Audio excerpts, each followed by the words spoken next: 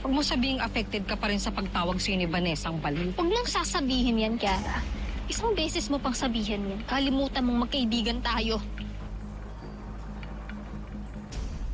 Isa kang baliw.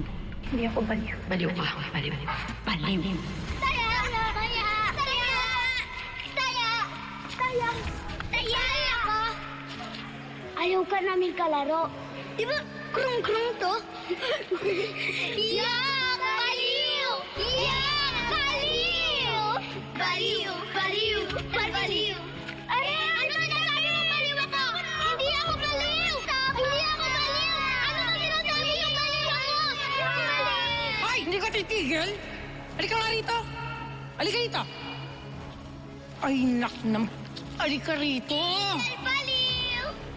Baliw na nga, lumayas na kayo. Lumayas na kayo. Baliw ng baliw, given na nga. Ano naman ginagawa mo dun? Hindi mo iniisip. Baka mamaya sugurin na naman ako ng nanay ng batang yon.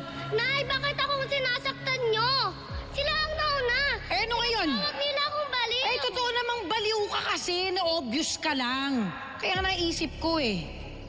Alam mo dapat sa'yo, dalin dun sa center, dun ka nababagay kasi luka-luka ka. Baliw ka. Ayoko, Nay. Wala akong sakit. Hindi ako baliw. Sinasabi ko sa'yo, baliw ka. Okay, naintindihan mo, baliw ka. Kaya dadali na kita sa center, doon ka bagay. Doon ka bagay. Ayoko,